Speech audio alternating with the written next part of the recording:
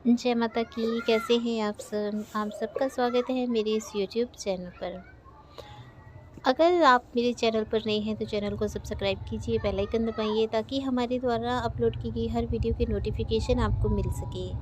आज का जो टॉपिक रहेगा वो है कि आपको माता काली की या किसी देवी देवता की चौकी आ रही है, सवारी आ रही है, या किसी प्रेत की सवारी आ रही है, किसी जिन की सवारी आ रही है, ये कैसे पता करें? तो वीडियो में एंड तक बने रहना ताकि आपको पूरी जानकारी मिल सके, ठीक है। आधा अधूरा ज्ञान जी का जंजाल होता है, इसलिए अधूरे ज्ञान से बचिए। वीडियो स्किप करके आपने नहीं देखना है, वरना आपको पूरी जानकारी और सही जानकारी नहीं मिल पाएगी, या फिर आप बार बार देखने का प्रयास करेंगे, स्किप कर करके देखेंगे तो समझ में ही नहीं आएगा, ठीक है। इसलिए वीडियो में एंड तक बने रहिए और अच्छे से वीडियो देखिए। अगर आपको ये वीडियो पसंद आता है तो ज़्यादा से ज़्यादा शेयर भी कीजिए। तो आशा करती हूँ कि आप सब पर माता रानी की, भगवान भोलेनाथ की, वीर हनुमान जी की बहुत ही ज़्यादा कृपा होगी और आप सब तंदुरुस्त होंगे। माता काली आपके हमेशा भंडारे भरे, माँ आदि शक्ति आपके हर एक बिगड़े हुए काम को बनाए, आपके मार्ग में आने वाली हर एक बाधा को दूर करे और आपके सभी काम बनते चले जाएं, ऐसी मैं प्रार्थना करती हूँ भगवती से। तो चलिए बढ़ते हैं वीडियो में आगे। सवारी बहुत से लोगों को आती है। जब कोई भजन चलता है तो सिर झूमने लगता है ना। और व्यक्ति का मन करता है कि वो नाचे, मन करता है सिर घुमा के चौकी दे, और देते भी हैं।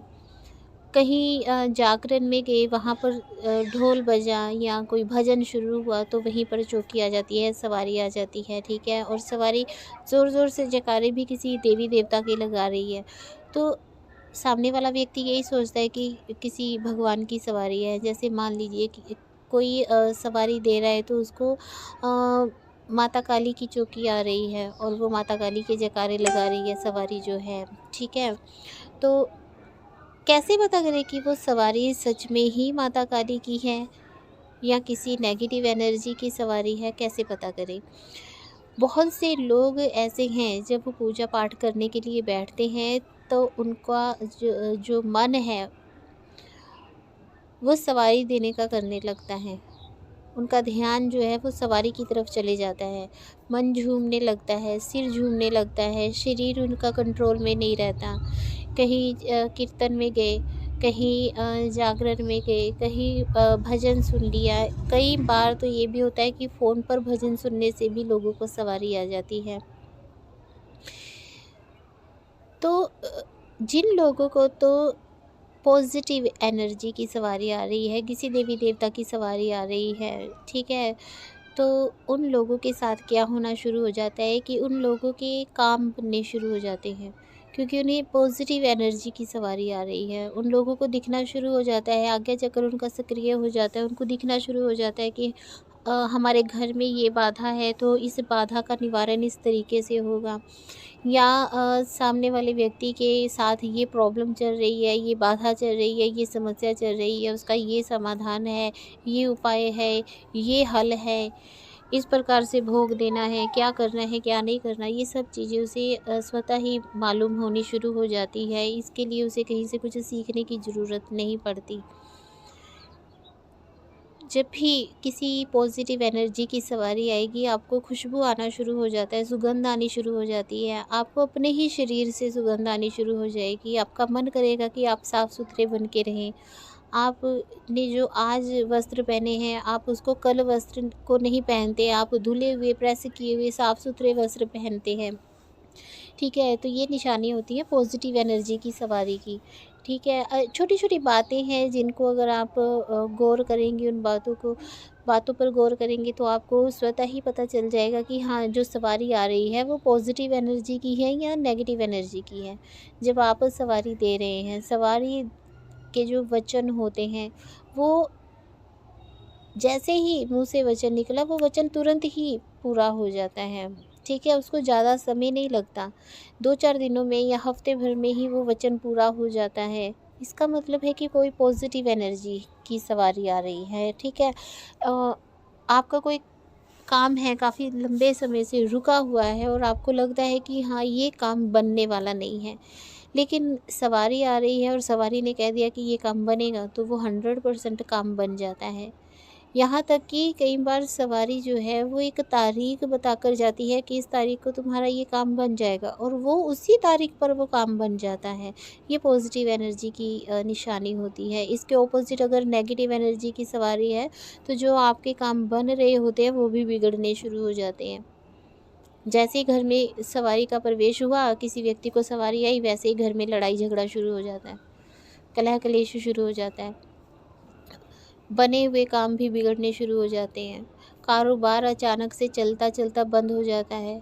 अगर पॉजिटिव एनर्जी की सवारी आ रही है, तो काम अगर आपका रुका हुआ है, कोई व्यापार आपका नहीं चल रहा है, तो वो तुरंत ही चलना शुरू हो जाता है। अगर कोई बेरोज़गार व्यक्ति सवारी दे रहा है, उसका कहीं एक जॉब नहीं लग रही है और उसको सवारी आनी शुरू हो गई, तो वो सवारी से जब प्रार्थना करता है कि मेरी जॉब लग जाए, उसकी तुरंत जॉब लग जाती है।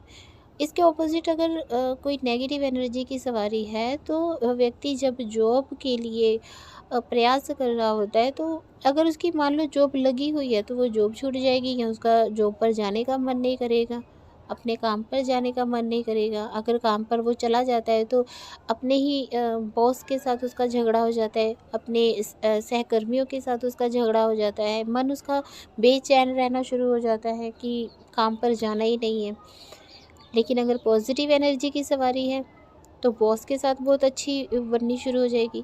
अच्छा, एक चीज़ और यहाँ पर गौर करने वाली बात है कि अगर आपको पॉजिटिव एनर्जी की सवारी आ रही है ना, तो आपकी जानवरों के साथ बहुत अच्छी बॉन्डिंग हो जाती है। कुत्ते जो होते हैं वो बहुत जल्दी पॉजिटिव और नेगेटिव एनर्जी में फ़र्क महसूस कर लेते हैं। बहुत ही उनकी तीव्र शक्ति होती है ये जानने की, ये पॉजिटिव इंसान है या नेगेटिव इंसान है। तो अगर आपके साथ पॉजिटिव एनर्जी की सवारी है, अगर आपको पॉजिटिव एनर्जी की किसी देवी देवता की सवारी आ रही है, तो कुत्ते हमेशा ही आपके आसपास घूमेंगे ना, तो अपनी पूँछ को हिलाएंगे, बहुत अच्छे से आपके साथ ट्रीट करते हैं। इसके ऑपोज़िट अगर आपको नेगेटिव एनर्जी की सवारी आती है, तो आपको कुत्ते से डर लगेगा। कुत्ते आपकी तरफ देखेंगे जब, तो वो भौंकना शुरू कर देते हैं। ये बहुत कॉमन सा एक संकेत है, जिससे आप बहुत जल्दी पहचान सकते हैं कि आपको पॉजिटिव एनर्जी की सवारी आ रही है या नेगेटिव एनर्जी की सवारी आ रही है। तो इसको जानना बहुत ज़रूरी है।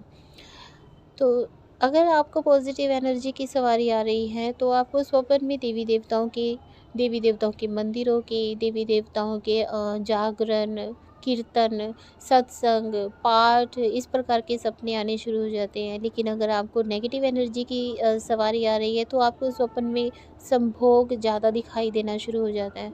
आपको गलत चीज़ें दिखाई देना शुरू हो जाती हैं, आपको गंदगी दिखाई देनी शुरू हो जाती है। तो ये सब संकेत भी बताते हैं कि आपके साथ नेगेटिव एनर्जी है और नेगेटिव एनर्जी की सवारी आपको आ रही है।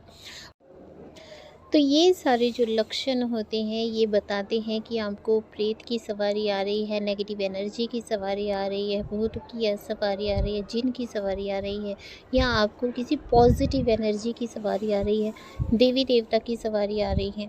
इन संकेतों को अगर आपके घर में कोई भी सवारी दे रहा है, या आप खुद सवारी दे रहे हैं, आपको चौकी आ रही है, तो आप गौर कीजिए कि इनमें से कौन-कौन से लक्षण आपके साथ हो रहे हैं। अगर आपको सवारी के बाद शरीर में बहुत ज़्यादा दर्द शुरू हो जाता है, भारीपन लगना शुरू हो जाता है, आप बीमार हो जाते हो, बिस्तर से आपको बिस्तर से उठा नहीं जा रहा है, तो इसका मतलब है कि कहीं न कहीं ये नेगेटिव एनर्जी की सवारी है। लेकिन अगर आप बीमार हैं, आपकी तबीयत ठीक नहीं है और आपको सवारी आ जाती है और आपके सभी रोग दूर हो जाते हैं, या घर में कोई बीमार है और आपको सवारी आ गई, और घर में जो व्यक्ति पीड़ित है, बीमार है, वो अचानक से ठीक होना शुरू हो गया, उस पर दवाई का असर होना शुरू हो गया, ठीक है, स्वस्थ हो गया, मतलब कि रोग दूर हो गया आपके घर से, है ना? कहने का तात्पर्य ये है। तो इसका अर्थ है कि वो जो सवारी आ रही है, वो पॉजिटिव एनर्जी की सवारी आ रही है। और अगर नेगेटिव एनर्जी की सवारी है, तो घर में रोग बढ़ जाएँगे, कर्जा बढ़ जाएगा, शत्रुता बढ़ जाएगी, चिड़चिड़ापन बढ़ जाएगा, जो घर के अगर 4 लोग भी हैं तो चारों लोग एक दूसरे को पसंद नहीं करेंगे, लड़ना झगड़ना शुरू कर देंगे, एक दूसरे से खिंचना शुरू कर देंगे।